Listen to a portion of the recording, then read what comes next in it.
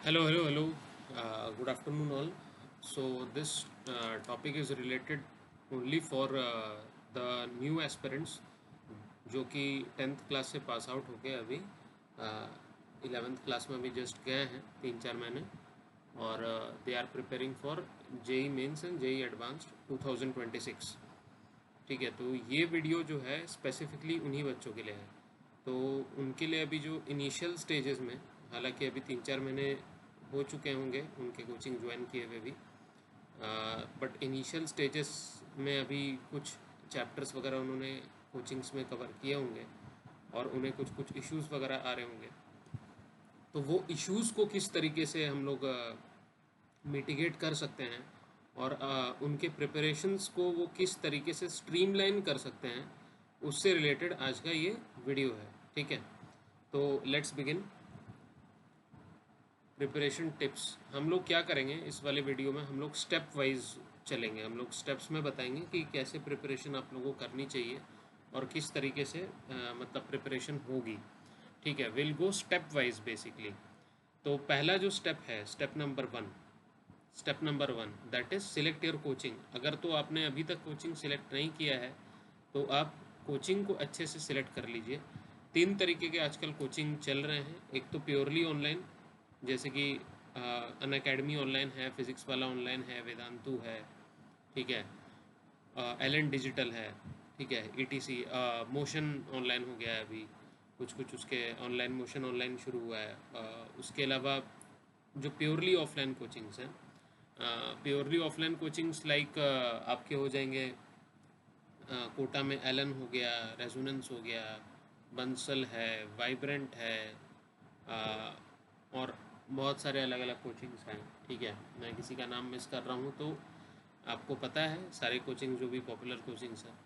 ठीक है, और अगर दिल्ली में देखें तो आपका एलन अभी स्टार्ट हुआ है, फिटजी है। ठीक है, और अगर साउथ इंडिया वगैरह में जाएं तो नारायणा और श्री चैतन्य वगैरह काफ़ी पॉपुलर हैं।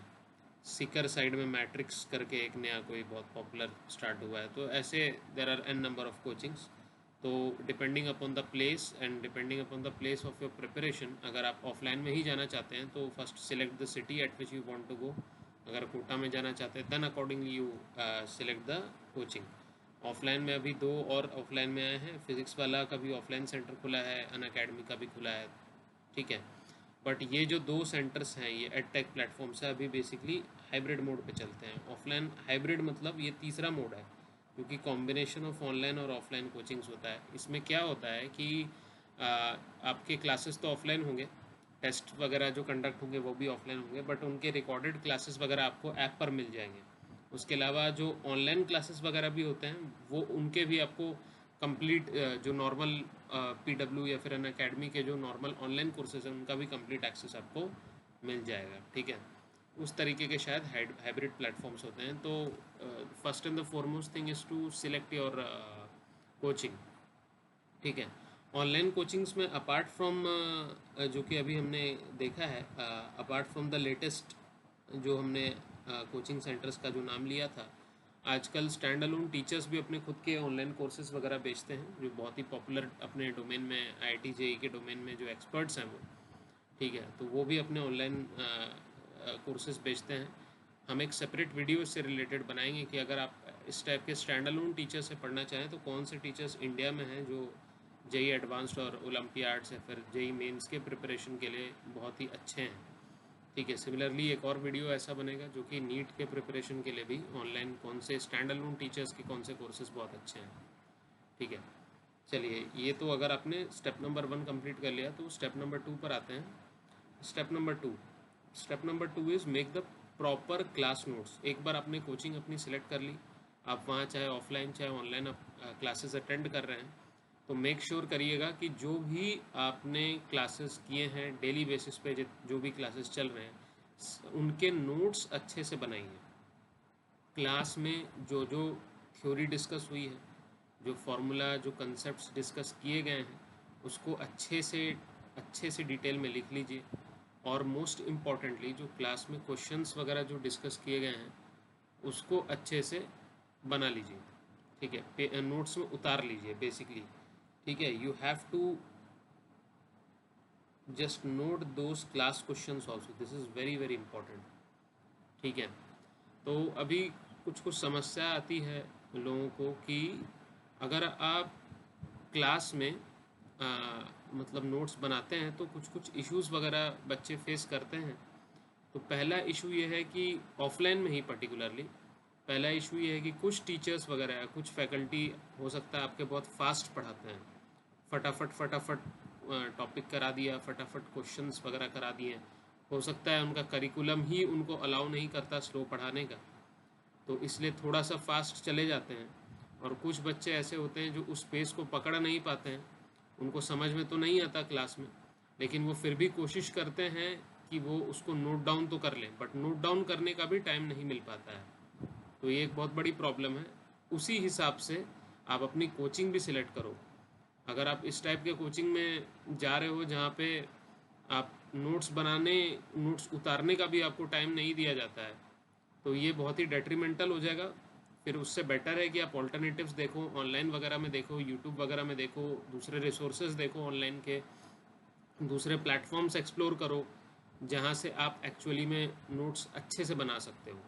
एडवांटेज ऑनलाइन कोचिंग्स का यही है कि इसमें ऑनलाइन कोचिंग से हाइब्रिड कोचिंग्स वगैरह आपको क्या करते हैं कि ये आपको रिकॉर्डेड लेक्चर्स वगैरह देते हैं। तो अगर आपका कुछ लाइव क्लासेस में छूट भी जाता है, कुछ समझ में नहीं आया या फिर नोट्स नहीं उतार पाए, तो रिकॉर्डिंग में जाके दोबारा से आप उसके नोट्स को उतार सकते हैं। ठीक है। तीसरे कैटेगरी के कुछ टीचर्स होते हैं जो स्टैंड अलोन टीचर्स हैं, जिनके ऑनलाइन क्लासेस है, वो रिकॉर्डिंग्स नहीं देते हैं। तो अगर तो ये टीचर्स बहुत ही रेप्यूटेड हैं और बहुत अच्छे से पढ़ाते हैं, बहुत सालों का उनको एक्सपीरियंस है, तो बच्चे बेवकूफ़ नहीं है, वो जानते हैं इस चीज़ को कि वो टीचर समझ रहा है कि उसको बच्चों को कितना टाइम देना है ताकि वो अपने नोट्स को उतार सकें। तो उन टीचर्स पे आप ट्रस्ट कर सकते हैं।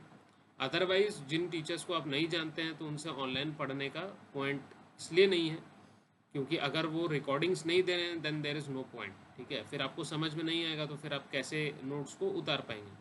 तो प्रायोरिटी जो है आपको देना चाहिए नोट्स उतारने को, और नोट्स में आप सब कुछ जो आपके थ्योरी है, कंसेप्ट्स है, फॉर्मूला है, apart from that number 2 with most important जो है वो है आपका क्लास के क्वेश्चंस। जो क्वेश्चंस आपको प्रैक्टिस कराए जाते हैं वो बहुत ज़रूरी है। मैंने यहाँ पे एक चीज़ लिखा है कि प्रेफर आपको क्या करना चाहिए, you should prefer this online coachings with recordings. ठीक है, और those online coachings without recordings जिसके टीचर बहुत ही ट्रस्टेबल हैं, जो नोन टीचर्स हैं, जिनको एक्सपीरियंस है। अगर ऑफलाइन कोचिंग्स में जाते हैं तो रेप्यूटेड कोचिंग्स सिलेक्ट करें जिनके फैकल्टी का नाम है कि वो बहुत अच्छा काम करते हैं। ठीक है, उसके अलावा अदरवाइज़ आप हाइब्रिड मॉडल पे जाएं, जो कि आपको ऑफलाइन में अगर क्लासेस देंगे भी तो उनके रिकॉर्डिंग्स वगैरह आपको मिल जाया करेंगे। इस टाइप के कोचिंग्स को प्रेफर करो।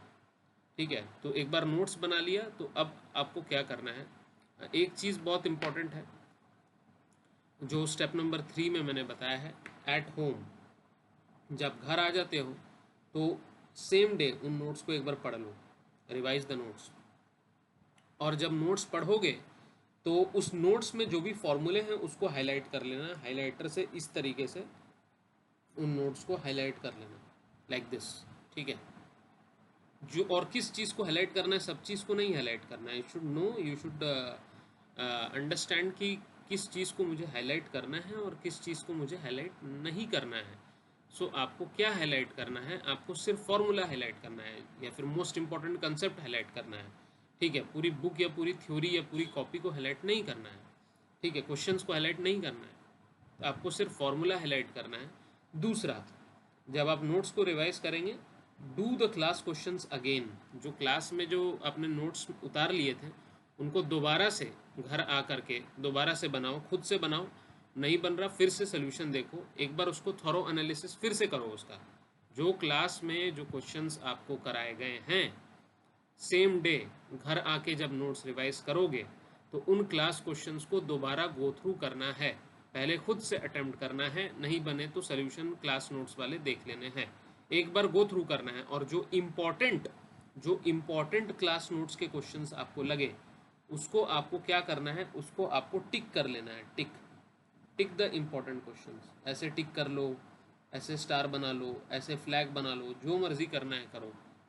ठीक है, जो मर्जी करना है करो, बट मेक श्योर कि आपको उस क्वेश्चन को, जो इंपॉर्टेंट क्वेश्चन है क्लास नोट्स में, मान लो 10 क्वेश्चन डिस्कस किए और 6 से 7 क्वेश्चन इंपॉर्टेंट है, तो इन इंपॉर्टेंट को टिक कर लो, और जो आपको लगे कि ये बेसिक लेवल के क्वेश्चन है तो आप उनको टिक नहीं करिए, क्योंकि जब बाद में रिवाइज कर रहे होंगे तो वो क्वेश्चंस इरिलेवेंट रहेंगे। उस टाइम में आपको कराए गए थे जब आपको टॉपिक एकदम नया था, आपके लिए आपको कुछ नहीं पता था, तो वो बेसिक लेवल के क्वेश्चंस थे, आपको दोबारा रिवाइज करने की ज़रूरत नहीं पड़ेगी। हाँ, लेकिन जब घर पे एक बार आते हो तब तो आपको सारे क्वेश्चंस को रीडू खुद से करना है, और रीडू करने के बाद फिर आप डिसाइड करो कि जो जो इंपॉर्टेंट क्वेश्चंस है जो बाद में मुझे रिवीजन के लिए ज़रूरत पड़ सकते हैं उनको टिक कर लीजिए इस तरीके से। ठीक है, तो ये चीज़ हो गई। अब स्टेप नंबर 4 पर आते हैं। स्टेप नंबर 4 इज़ आपको बुक्स प्रिफर करने हैं, बेसिकली बुक्स। स्टेप नंबर 4 यहाँ पे मैं लिख लेता हूँ, दीज आर बुक्स। एक बार क्लास के क्वेश्चंस कर लिए तब स्टेप नंबर 4 में आपको बुक्स रहेंगे। तो दो टाइप के कोचिंग्स होते हैं। एक तो कोचिंग्स होते हैं जिसके मॉड्यूल्स वगैरह कम्प्लीटली सॉल्व दिए जाते हैं, जैसे दिल्ली में विद्या मंदिर है, आपके एलन है, एलन डिजिटल है, ठीक है, और रेजोनेंस है, आपका मोशन है, बहुत सारे कोचिंग्स वगैरह हैं। आई गेस श्री चैतन्य नारायणा का मुझे नहीं उतना आइडिया, बट आई गेस कि उनके भी सोल्यूशंस होते ही होंगे। कुछ कुछ ऐसे कोचिंग्स हैं जैसे फिटजी है जिनके मॉड्यूल्स के सोल्यूशंस वो लोग नहीं प्रोवाइड करते हैं। ठीक है, तो अगर तो आप सिर्फ मॉड्यूल्स कर रहे हो और आप बुक्स नहीं कर रहे हो, अगर आपके टीचर्स ने आपको रिकमेंड किया है कि मॉड्यूल्स ही लगाओ और बुक्स नहीं लगाओ, तब आप वही कोचिंग प्रेफर करो या उसी कोचिंग के मॉड्यूल्स प्रेफर करो जिसके पूरे के पूरे कंप्लीट सॉल्यूशंस आपके पास, वीडियो सॉल्यूशंस या पीडीएफ सॉल्यूशंस या वर्ड में सॉल्यूशंस अवेलेबल है। बिकॉज क्या होगा कि अगर मॉड्यूल में सिर्फ आंसर की दे दी जाएगी और सॉल्यूशंस नहीं दिए जाएंगे तो उससे प्रॉब्लम ये आएगी कि आपको क्या पता कि उसका टेक्निक, सही टेक्निक क्या था। अगर आपने आंसर मैच भी करा लिया, हो सकता है आपने गलत टेक्निक से मैच कराया है, हो सकता है जो आपने जो तरीका यूज़ किया है वो गलत तरीका था, बस जस्ट आंसर निकल गया। ये भी हो सकता है कि आपने जो क्वेश्चंस यूज़ किए, जो आपने क्वेश्चन सॉल्व किए हैं, आपको आंसर ज़्यादातर के नहीं मिल पा रहे हैं, आप नहीं बना पा रहे हैं उन सवालों को, तो जब तक सोल्यूशन नहीं रहेगा तो फिर उन मॉड्यूल्स को करने का क्या पॉइंट। ठीक है, तो अगर आपके कोचिंग वाले आपको मॉड्यूल्स में स्टिक करने बोलते हैं तो अगर सोल्यूशन कंप्लीट अवेलेबल है तभी उन मॉड्यूल्स को करो। अदरवाइज मेरा जो पर्सनल ओपिनियन रहेगा इसमें कि you prefer the standard books. मेरा पर्सनल ओपिनियन यही है, always prefer the standard books. Standard books क्यों प्रेफर करी जाती है? स्टैंडर्ड बुक्स इसलिए प्रेफर करी जाती है क्योंकि वो एंड टू एंड बनाई जाती है, वो थोड़ा सा डिटेल में बनाई जाती है, उसमें थ्योरी भी बहुत कॉम्प्रिहेंसिव रहती है, सॉल्व एग्जाम्पल्स, इलस्ट्रेशंस, एक्सरसाइजेस वगैरह बहुत अच्छे से एंड टू एंड होते हैं। बट मॉड्यूल्स में क्या होता है कि हर चैप्टर के मॉड्यूल्स थोड़े से पतले रहते हैं जनरली, उनमें थ्योरी बहुत कॉम्प्रिहेंसिव नहीं दी जाती है, और थ्योरी के नीचे में इलस्ट्रेशन से सॉल्व एग्जाम्पल्स बहुत ज़्यादा नहीं रहते हैं, या रहते भी होंगे तो कुछ कोचिंग सेंटर के रहते हैं, ज़रूरी नहीं है कि सब में रहते हैं। बट हाँ, book is a universal thing कि जो स्टैंडर्ड बुक्स अगर आपने ले लिया जो आपके एंट्रेंस एग्ज़ाम प्रिपरेशन के लिए हैं, तो वो स्टैंडर्ड बुक्स में ये गारंटी है, कोचिंग्स के मॉड्यूल में गारंटी नहीं है बट स्टैंडर्ड बुक्स में गारंटी है कि वो आपको बहुत अच्छे सॉल्व एग्जाम्पल्स, बहुत अच्छी थ्योरी वगैरह प्रोवाइड करते हैं। वो चीज़ ज़रूरी है। अब करना क्या है उन स्टैंडर्ड बुक्स में वो भी बता देता हूँ आप लोगों को, जो कि अभी 10th से 11th में जस्ट पहुँचे हैं। अभी आप लोगों को ज़्यादा एंड टू एंड पूरे एक्सरसाइजेज, बैक एक्सरसाइजेज वगैरह या थ्योरी उससे नहीं पढ़नी है, क्योंकि थ्योरी तो आप लोग क्लास नोट से भी देख सकते हैं, थ्योरी आपको क्लास में करा दिया जाएगा कोचिंग में। ठीक है, तो करना क्या है, मुझे करना है practice. I just need to practice. तो प्रैक्टिस करने के लिए आपको क्या करना है, जस्ट स्टैंडर्ड बुक से सॉल्व एग्जाम्पल्स लगाइए, do only the solve examples और illustrations whatever they say, both of them. कुछ बुक्स में दोनों लिखा रहता है, सॉल्व एग्जाम्पल्स और इलस्ट्रेशंस, तो दोनों करना है आपको। सॉल्व एग्जाम्पल्स लगाने हैं बेसिकली स्टैंडर्ड बुक से। you have to you have to practice the solved examples and illustrations from the standard books। ठीक है, सिर्फ और सिर्फ solve examples, only solve examples, nothing else. Because बाकी एक्सरसाइज करने जाओगे उतना आप लोग के पास टाइम है नहीं। ठीक है, time is very very limited, so you have to utilize your time very judiciously. ठीक है। अब स्टैंडर्ड बुक्स कौन कौन से रहते हैं? स्टैंडर्ड बुक्स रहेंगे, पहला आपका फिजिक्स में जो स्टैंडर्ड बुक है अभी के लिए there are see n number of books. अब हम लोग जो बुक्स आएंगे हर एक सब्जेक्ट वाइज उसकी डेडिकेटेड अलग से यूट्यूब पे वीडियो बना लेंगे। लेकिन अभी के लिए जो अभी स्टार्टिंग कर रहे हैं उनके लिए ज़्यादातर बच्चों को जो बुक्स केटर कर सकते हैं, जो प्रिपरेशन के लिए अच्छे हैं, जो कि ज़्यादातर लोगों को पता भी रहता है और पॉपुलर भी है और ज़्यादातर बच्चों को फ़ायदा भी हो सकता है, मैं सिर्फ उसी बुक को लिखवा रहा हूँ। मैं सारे बुक्स को डिस्कशन नहीं करेंगे, will keep that separately for separate dedicated YouTube videos. However मैं एक बुक का हर एक सब्जेक्ट में मेंशन कर देता हूँ। तो फिज़िक्स में जिस बुक से आपको सॉल्ड एग्जांपल्स लगाने हैं वो है सिंगेज की बुक है। ठीक है, 6 सेट्स की बुक आती है टोटल अलग अलग। तो 11th क्लास में शायद आपके mechanics 1, mechanics 2, waves and thermodynamics probably मतलब ये 3 बुक्स आपके यूटिलाइज किए जाएंगे। तो सिंगेज में से ये इसका ऑथर का नाम है BM शर्मा। आपको ये किताब ले लेनी है और इसमें से क्या करना है, सॉल्ड एग्जाम्पल। क्या करना है, सिर्फ solved example, only solved example. ठीक है। देखो मैथमेटिक्स के लिए थोड़ा सा प्रॉब्लमेटिक रहता है। मैथ्स में अगर मैं डायरेक्ट सिंगेज की बुक रिकमेंड करूँ तो थोड़ा सा प्रॉब्लम इसलिए हो सकता है क्योंकि कुछ चैप्टर्स मैथ्स में लाइक अलजेब्रा में परम्यूटेशन कॉम्बिनेशन हो गया या कैलकुलस में इंटीग्रेशन वगैरह हो गया। ठीक है, कुछ और फंक्शंस चैप्टर हो गया, कोऑर्डिनेट ज्योमेट्री में आपके जो कोनिक सेक्शंस के पोर्शंस हो गए। ठीक है, कुछ टॉपिक्स मैथ्स में ऐसे हैं, कॉम्प्लेक्स नंबर हो गया जैसे अलजेब्रा में, वो थोड़े से टफ साइड चले जाते हैं, they are very very tough. ठीक है, और आजकल का जो ट्रेंड चल रहा है जेई मेंस का भी, तो जेई मेंस में भी मतलब काफ़ी टफ प्रॉब्लम्स पूछे जा रहे हैं आजकल, और जेई एडवांस के लेवल के भी कुछ कुछ क्वेश्चन जेई मेंस में आजकल डाल रहे हैं। तो mathematics is posing a challenge for the aspirants. तो अब क्या होता है, देखो जब ओलंपियाड की कोई कैंडिडेट्स जब प्रिपेयर करते हैं बच्चे वगैरह, उसमें क्या होता है ओलंपियाड प्रिपरेशन के टाइम में आपने देखा होगा कि 2 स्टेजेस होते हैं, फिजिक्स के, केमिस्ट्री के, बायोलॉजी के, एस्ट्रोनॉमी के, सारे ओलंपियाड्स एक्सेप्ट मैथ्स। जैसे फिजिक्स में सिर्फ 2 स्टेज है, NSEP और INPHO। फिर उसके बाद आप कैंप वगैरह में जाते हैं, फिर इंटरनेशनल फिजिक्स ओलंपियाड। उसी तरीके से सारे बाकी सारे सब्जेक्ट्स में, बट मैथ्स में ऐसा नहीं होता है। मैथ्स में 2 के जगह 3 स्टेजेस होते हैं। पहला होता है प्री RMO, PRMO, जिसको IOQM भी बुलाते हैं, IOQM PRMO बोलते हैं, pre regional mathematics olympiad level 1। फिर आता है RMO, regional mathematics olympiad level 2। फिर आता है आपका INMO, Indian national mathematics olympiad. तो यहाँ भी एक एक्स्ट्रा स्टेज आता है कंपेयर टू अदर सब्जेक्ट्स। उसी तरीके से मैथमेटिक्स के प्रिपरेशन में मैं आपको बोलूँगा एक एक्स्ट्रा स्टेप आपको कुछ चैप्टर्स के लिए लेना पड़ेगा, और वो एक्स्ट्रा स्टेप ये वाला है। आपको पहले you have to solve the solved examples, do the solved examples from RD Sharma CBSE वाला, not the JEE मेंस वाला, ऑब्जेक्टिव वाला नहीं, CBSE वाली RD शर्मा के solved examples आपको कुछ कुछ चैप्टर्स के specifically like permutation combination and other chapters like आपके फंक्शंस का कुछ रिलेशंस एंड फंक्शंस का कुछ चैप्टर्स आ गया, या फिर बाइनोमियल थ्योरम के कुछ चैप्टर्स हैं। ठीक है, या फिर आपका पूरा कैलकुलस में से कुछ कुछ चैप्टर्स हैं। तो पहले आपको उनके बेसिकली, अगर आपसे कॉन्फिडेंस नहीं आ रहा आपको, आपने सिंगेज की बुक पहले उठाई और आपसे सवाल सॉल्व एग्जांपल्स करने के बाद भी आपको कॉन्फिडेंस नहीं आ रहा, तो पहला स्टेप मैं ये बोलूँगा कि RD शर्मा के सॉल्व एग्जांपल्स करो, बेसिक्स क्लियर कर लो। ये स्टेप 1, ये स्टेज 1 हो जाएगा, और फिर उसके बाद स्टेज 2 पर जाओ जो कि सिंगेज है। स्टेज 2 पर तुरंत जाने की ज़रूरत नहीं है। अगर आपको प्रॉब्लम आ रही है या आपसे सवाल नहीं बन रहे हैं तो पहले आप RD शर्मा के सॉल्व एग्जांपल्स करो, उसके बाद फिर सॉल्व एग्जांपल सिंगेज के करो।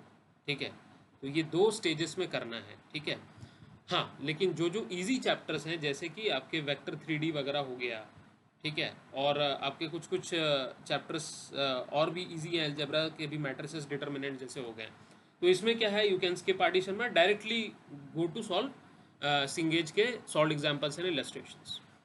ठीक है, अदरवाइज जो इंपॉर्टेंट या टफ चैप्टर्स हैं उनमें पहले RD शर्मा के सॉल्व एग्जांपल्स करो, फिर सिंगेज के सॉल्व एग्जांपल्स करो। ठीक है, और ये कैसे स्टेप वाइज चल रहे हैं हम लोग, मैं आपको फिर से याद दिला दूं कि हम लोग स्टेप वाइज कर रहे हैं। पहला कोचिंग सेलेक्ट कर लिया, फिर प्रॉपर नोट्स उतार लिए जिसमें कि क्लास के क्वेश्चंस हैं, फिर सेम डे जिस दिन आपने नोट्स उतारे थे और क्लास में अटेंड किया था, सेम डे उसको नोट्स को रिवाइज करना है, जिसमें फॉर्मूले को हाईलाइट कर देना है और क्लास के क्वेश्चंस को फिर से करना है, और जो इंपॉर्टेंट क्वेश्चंस आपको लगे उसको टिक करना है। ये करने के बाद ही आपको मॉड्यूल्स या फिर स्टैंडर्ड बुक्स करना है। स्टैंडर्ड बुक्स मैंने फिजिक्स और मैथ्स में बता दिया, अब मैं केमिस्ट्री में बताऊंगा। केमिस्ट्री में क्या होता है, केमिस्ट्री में थोड़ा सा एक एडवांटेज है आप लोगों के पास कि केमिस्ट्री इज़ रिलेटिवली ईजी है और उसके टीचर्स आप लोग को बहुत अच्छा पढ़ा देते हैं। तो उसमें सॉल्व्ड एग्जांपल्स, उसमें ज़्यादा आपको मतलब कंसेप्ट ज़्यादा इन्वॉल्व नहीं रहते हैं, direct problem formula based problem ज़्यादा रहते हैं उसमें। ठीक है, उसमें ज़्यादा कंसेप्चुअल क्वेश्चंस नहीं आते हैं, ट्रिकी क्वेश्चंस बनने की प्रोबेबिलिटी कम रहती है, इसीलिए आप मॉड्यूल्स को प्रीफर कर सकते हैं। Here for chemistry you may prefer modules directly, prefer modules only. Otherwise अगर आप को देखिए, इसमें सॉल्व एग्जाम्पल करने, सॉल्व एग्जाम्पल फिजिक्स और मैथ्स में इसलिए ज़रूरी है ताकि वो आप टेक्निक्स या प्रॉब्लम अटेम्प्ट करने के तरीके क्या क्या होते हैं मैथ्स में वो सीख सकें, और फिजिक्स में कंसेप्ट्स वगैरह जान सकें, क्योंकि फिजिक्स बहुत कंसेप्चुअल, उसमें हर एक पॉइंट पे कुछ कंसेप्ट है। Chemistry does not work like that. In general chemistry में आपको जो टॉपिक करा दिया है, problems will be asked based on फॉर्मूले only, it is purely formula based, specially in physical chemistry. Inorganic और ऑर्गेनिक में रिएक्शन बेस्ड प्रॉब्लम्स आएंगे आपके। तो क्या है कि आप डायरेक्टली बुक, जो प्रॉब्लम वाली बुक है उसको अटेम्प्ट कर सकते हो, ठीक है, और सॉल्व एग्जांपल्स करने की ज़रूरत नहीं है। तो फिजिकल केमिस्ट्री में आप पी बहादुर कर लीजिए या फिर नरेंद्र अवस्थी कर लीजिए, दोनों में से कोई एक चल जाएगी। न्यूमेरिकल केमिस्ट्री में पी बहादुर और नरेंद्र अवस्थी, ठीक है। इनऑर्गेनिक में आप वीके जायसवाल कर लीजिए, ठीक है, आप इसमें से प्रॉब्लम्स कर लीजिए। और उसके बाद ऑर्गेनिक केमिस्ट्री के लिए ज़्यादातर फैकल्टी रिकमेंड करते हैं M S Chauhan, advance problems in organic chemistry by M S Chauhan. But the problem is ये थोड़ा सा मतलब आउट ऑफ सिलेबस भी चला जाता है कभी कभी, और एडवांस से भी थोड़ा सा उसका ऊपर लेवल है, तो उसको करना मतलब थोड़ा सा फायदेमंद कम रहता है। आपको ऐसी बुक चाहिए जो बेसिक से एडवांस के लिए जाए, तो उसके लिए Himanshu Pandey is a better alternative. आप advance problems in organic chemistry by Himanshu Pandey prefer करिए, ठीक है। हाँ, वीके जायसवाल तभी लगाइए यहाँ पे और हिमांशु पांडे तभी लगाइए जब आपने एनसीईआरटी से सारे के सारे एनसीईआरटी से सारे के सारे जो रिएक्शंस अपने कॉपी में उतार लिए हैं। तो इसका मैं एक सेपरेट डेडिकेटेड वीडियो बना लूँगा कि आप जब इनऑर्गेनिक केमिस्ट्री और ऑर्गेनिक केमिस्ट्री की प्रिपरेशन करनी कैसी चाहिए। अभी सिर्फ मैं आपको ऊपर ऊपर से बता देता हूँ कि जब आप क्लास के नोट्स आपने रिवाइज कर लिए, उसके अलावा आप एनसीईआरटी खुद से पढ़िए इनऑर्गेनिक केमिस्ट्री और ऑर्गेनिक केमिस्ट्री में। एनसीईआरटी में जितने भी रिएक्शंस है उसकी अलग से एक रिएक्शन की अपनी कॉपी बना लीजिए। इनऑर्गेनिक केमिस्ट्री के रिएक्शंस की एक कॉपी बनाइए, उसमें सारे रिएक्शन, सारे जो भी आपके ये जो स्ट्रक्चर्स वगैरह हैं वो सब एक बार नोट करके रख लो, ठीक है। पतली सी कॉपी में सारे के सारे हो जाएगी inorganic chemistry. Similarly organic chemistry के लिए भी ऐसा कर लो, ये सेपरेट कॉपी मेंटेन करो एनसीईआरटी के रिएक्शंस के लिए, ठीक है। उसके बाद फिर आप ये वाले जो स्टैंडर्ड बुक्स आपके आते हैं, जो प्रॉब्लम बुक्स हैं आपके स्टैंडर्ड, उसको आप रेफर कर सकते हो, V K Jaiswal for inorganic and Himanshu Pande for organic, ठीक है। अब लास्ट स्टेप है आपका, नहीं, सेकेंड लास्ट स्टेप है बेसिकली, स्टेप नंबर 5। तो स्टेप नंबर 5 में क्या करना है आपने कि आपको PYQs लगाने हैं। तो देखिए, प्रॉब्लम ये आती है कि आपने पहले क्लासेस अटेंड करी, फिर क्लास के क्वेश्चंस रिवाइज किए हैं, फिर आपने इनऑर्गेनिक ऑर्गेनिक केमिस्ट्री तो एनसीईआरटी वगैरह को भी थोड़ा सा प्रेफरेंस दिया, फिर अगर मैथ्स वगैरह है तो आपने RD शर्मा को भी थोड़ा सा मतलब सॉल्व एग्जांपल्स लाएं, उसके बाद फिर आप स्टैंडर्ड बुक्स वगैरह भी लगा रहे हैं, उसके सॉल्व एग्जांपल्स वगैरह लगा रहे हैं। तो उसके बाद इतना टाइम मिल नहीं पाता है आपको practically, specially for school, regular school going students, कि इतना कर पाएँ। इसीलिए मेरा जो सजेशन है, PYQ तो आपको लगाना ही है, क्लास चैप्टर एंड होने के साथ साथ आपको PYQ लगाना मस्ट है।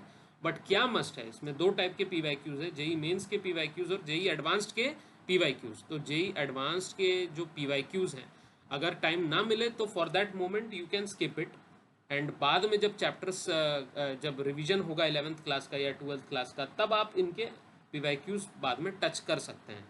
समय मिले तब सिर्फ 20 साल के PYQs लगा लीजिए, 2005 से लेकर 2024 वाले लगा लीजिए, दैट्स इट। अगर टाइम मिले तो, बट नहीं टाइम मिल रहा है तो एटलीस्ट ये कर लो, this is must. This is must. JEE mains के, आप जेई मेंस के सारे 20 साल 25 साल के पीवाईक्यूज नहीं लगाने हैं। कौन सा लगाना है, सिर्फ आपको लास्ट 6 ईयर्स के लगाना है, 2019 से लेकर के 2024 तक, 2019 से लेकर के 2024 तक, और अगले साल 2025 भी आ जाएगा, उसके भी देख लेने हैं जब आप 12th क्लास में जाओगे। तो 2019 से 2024 के लिए जो पीवाईक्यू की बुक आती है, जो दिशा की जो जेई मेंस की पीवाईक्यू की बुक है, उसमें सारे के सारे प्रॉब्लम्स हैं। तो उसमें से सिर्फ 2019 से 2024 वाले लगा लो, नहीं तो एक फिजिक्स वाला की जो बुक आती है पीवाईक्यू जेई मेंस की, जिसमें सिर्फ 2019 से 2024 के हैं, तो that is a more recommended book, क्योंकि उसमें और एक्स्ट्रा 2019 से पहले वाले पीवाईक्यूज नहीं है। तो और हमें लगाना भी 2019 से 2024 के, रीज़न बीइंग कि इसमें करीबन करीबन 124 पेपर्स हैं। मतलब आज तक जेई मेंस में जितने पेपर्स आ चुके हैं अलग अलग शिफ्ट्स में, कितने टोटल पेपर जब से शुरुआत हुई है 2003 से, तब से 164 पेपर्स आए हैं, और उसमें से पिछले 6 साल में 124 पेपर्स पूछे गए हैं, क्योंकि हर एक साल 20 से 25 शिफ्ट्स भी होते हैं, कंडक्टेड किए जाते हैं। तो इसी वजह से मतलब 124 पेपर्स अगर आप लेटेस्ट 6 ईयर के लगा रहे हैं, that is more than sufficient. दूसरा कि इन लास्ट 6 ईयर्स में ना पैटर्न भी चेंज हुआ है। तो जो पहले पैटर्न था 2018 और उससे पहले का, और 2018 के बाद से जो पैटर्न है उसमें थोड़ा सा डिफरेंस है। तो इसीलिए जो लेटेस्ट पैटर्न के हिसाब से जो एनटीए का है उसको आप लगाइए 124। और हाँ, सिलेबस रिडक्शन भी हुआ है, तो सिलेबस रिडक्शन के बारे में भी हम लोग एक डेडिकेटेड वीडियो बना लेंगे। हाउएवर जो रेड्यूस्ड सिलेबस है इस वाले बुक में, उस रेड्यूस्ड सिलेबस के अकॉर्डिंग ही जो पीवाईक्यूज दिए गए हैं। तो आप इस बुक को खरीद सकते हैं, अमेजोन पर अवेलेबल है, पीवाईक्यू जेई मेंस 2019 से 24 बाय पीडब्ल्यू या फिर एमटीजी वालों ने भी निकाला है, तो वो भी आप देख सकते हैं, आपकी मर्जी। ठीक है, अब जो लास्ट स्टेप आता है, this is the last step, step number 6। So last step number 6 is कि आप जिस भी कोचिंग सेंटर में हैं, in which ever coaching centre you are, आप उसको उसके टेस्ट को बिल्कुल स्किप नहीं करें। You should not skip any of the test by your respective coaching centre. Generally क्या होता है कि कुछ कुछ कोचिंग सेंटर्स हैं वो एक महीने में पूरा जितना पढ़ाया उसका टेस्ट लेते हैं, कुछ कुछ कोचिंग सेंटर्स 2-3 महीने में फेजेस वाइज लेते हैं कि 2-3 महीने में जितना पढ़ाया, जो जो चैप्टर्स हों उनका इकट्ठा टेस्ट ले लिया, और कुछ कुछ फोर्टनाइटली 2 हफ्ते में एक बार टेस्ट ले रहे हैं। तो टेस्ट को आपको स्किप नहीं करना है, भले मेरे टेस्ट में आपको फुल नेगेटिव भी आ जाए, आपके वर्स्ट मार्क्स रहें, बट फिर भी you have to attempt the test, and then after attempting you have to analyze the test. So I'll be making a dedicated YouTube video on how to analyze the test from the test series of your respective coaching centers. That will be very very beneficial for you all. ठीक है, अब क्या है, मैं आपको फिर wind up कर देता हूँ, बता देता हूँ कि जो नेक्स्ट फर्दर यूट्यूब वीडियोस वगैरह आएंगे जो डेडिकेटेड रहेगा। पहला डेडिकेटेड वीडियो रहेगा effective utilization of test series, कैसे आप इफेक्टिव यूटिलाइज कर सकते हैं। दूसरा है कि स्टैंडर्ड बुक्स आपको सब्जेक्ट वाइज अलग अलग वीडियोस बना दूंगा, ठीक है। उसके बाद प्रीफरेबल कोचिंग्स या टीचिंग, प्रीफरेबल कोचिंग कौन सा है, आपको कौन सा कोचिंग सेंटर प्रीफर करना चाहिए ऑनलाइन या ऑफलाइन डोमेन में। चौथा है how to revise, effective method of revision, ठीक है। तो ये कुछ कुछ टॉपिक पे, क्योंकि इस वाले वीडियो में सब कुछ एंड टू एंड कवर नहीं हो सकता है, और ये तो सबका मतलब कॉम्बिनेशन है, किस तरीके से पढ़ाई करना है इन 6 स्टेप्स में, ताकि आपकी बहुत अच्छी रैंक आ जाए और इफेक्टिवली आपकी प्रिपरेशन हो सके। उसके लिए एक क्यूमुलेटिव वीडियो बनाया गया है। हालांकि this also requires break down कि कैसे टेस्ट सीरीज़ को अटेम्प्ट करना है, कैसे एनालाइज करना है, कौन सा किताब कौन से सब्जेक्ट के लिए, और भी ऑप्शंस मैं आपको दूंगा जो आप अपने कन्वीनियंस के हिसाब से सिलेक्ट कर सकते हो, कौन सी कोचिंग आपको सिलेक्ट करनी चाहिए, और रिवीजन किस तरीके से करना चाहिए, ठीक है। तो इसके बारे में हम लोग डेडिकेटेड वीडियोस भी बनाएंगे इंडिविजुअल लेवल पे, ठीक है, और थोड़ा सा डेप्थ में बनाएंगे ताकि इन पर आपको और ज़्यादा नॉलेज हो सके।